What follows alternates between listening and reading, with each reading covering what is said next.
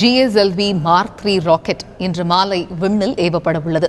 இதற்கான இறுதிக்கட்ட பணியில் இஸ்ரோ விஞ்ஞானிகள் ஈடுபட்டு வருகின்றனர்.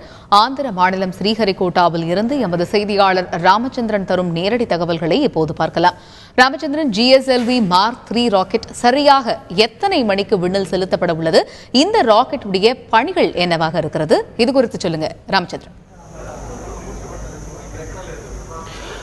அதிக எடையுள்ள செயற்கைக்கோளை விண்ணில் ஏவி இஸ்ரோ விஞ்ஞானிகள் சாதனை புரிய உள்ளனர். கிட்டத்தட்ட இதுவரை இல்லாத வகையில் அதிக எடையுள்ள செயற்கைக்கோளாகவே இந்த GSAT-19 எனப்படக்கூடிய அந்த செயற்கைக்கோளை இன்று மாலை சரியாக 5:28 மணிக்கு விண்ணில் ஏவி இஸ்ரோ விஞ்ஞானிகள் சாதனை புரிய உள்ளனர். இந்த சாதனையை இந்தியா மட்டுமல்லாமல் ஒட்டுமொத்த உலக நாடுகளுமே உன்னிப்பாக கவனித்துக் கொண்டிருக்கின்றனர். குறிப்பாக கிட்டத்தட்ட 25 ஆண்டுகள் திட்ட மதிப்பீட்டில் இந்த ப்ராஜெக்ட் ஆனது உருவாகியுள்ளது.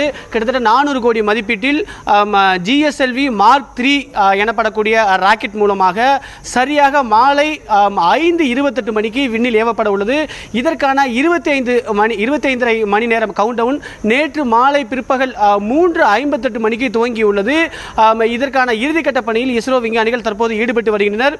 குறிப்பாக கிட்டத்தட்ட இந்த செயற்கைக்கோளானது GSAT-19 எனப்படக்கூடிய இந்த செயற்கைக்கோளானது 10 ஆண்டுகள் இதோட ஆயுள் காலமாக பார்க்கப்படுகிறது. கிட்டத்தட்ட 400 கோடி செலவில் இந்த திட்டமானது உருவாகியுள்ளது. மேலும் இதன் பயன்பாடு என்ன என்று பார்த்தால் டெலிகம்யூனிகேஷன் மற்றும் பிராட்காஸ்டிங் ஆகியவற்றுக்கு மிக பிரதானமாக இந்த செயற்கைக்கோளை எதிர்காலத்தில் பயன்படுத்தப்பட உள்ளது. அந்த செயற்கைக்கோளின் மொத்த எடையானது 3136 எடை கொண்டது. இதுவரை இல்லாத வகையில் இந்த செயற்கைக்கோள் அதிக எடையானது. இதனை விண்ணில் செலுத்தி இஸ்ரோ விஞ்ஞானிகள் இன்று மாலை சாதனை புரிய உள்ளனர். குறிப்பாக இதுவரை இஸ்ரோ நிறுவனத்தை பொறுத்தவரை GSLV PSLV என்ற ராக்கெட் மூலமாக செயற்கைக்கோளை விண்ணில் ஏவி ஆராய்ச்சியை மேற்கொண்டு வருகிறது. இதன் மூலம் இதுவரை GSLV Mark II அல்லது BSLV போன்ற வெஹிக்கிள் மூலமாகவே அதிகபட்சமாக 2300 கிலோ செயற்கைக்கோளை மட்டுமே விண்ணில் ஏவி சாதனை புரிந்துள்ளனர்.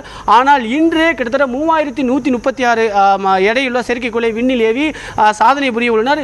இந்த சாதனையை நிறைவேற்றினால் எதிர்காலத்தில் விண்கலத்தின் மூலமாக விண்வெளியில் மனிதனை அனுப்பி ஆராய்ச்சியை பயன்படுத்துவதற்கு இந்த GSLV Mark III எனப்படக்கூடிய ராக்கெட் பயன்பட உள்ளது. குறிப்பாக அதிக அளவில் விண்கலத்தில் மனிதனை ஏற்றி செல்வதால் கிட்டத்தட்ட 10 டன் எடையுள்ள விண்கலனை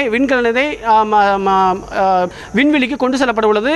ஆகையால் GSLV Mark III எனப்படக்கூடிய இந்த ராக்கெட்டானது எதிர்காலத்தில் மனிதனை விண்வெளிக்கு கொண்டு சென்று அதனை பின்னர் பூமிக்கு பத்திரமாக கொண்டு வருவதற்கும் இந்த GSLV Mark III ராக்கெட்டானது பயன்படுத்தப்பட உள்ளது.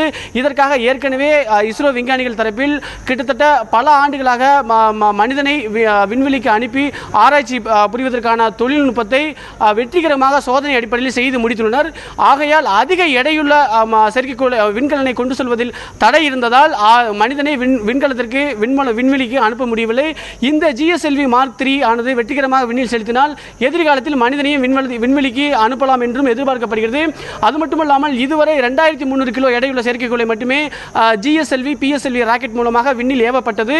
அதிக 4000 கிலோ எடையுள்ள செயற்கைக்கோளை மற்ற நாடுகளின் ஒத்துழைப்புடனுமே இந்தியா இதுவரை விண்ணில் செலுத்தியுள்ளது.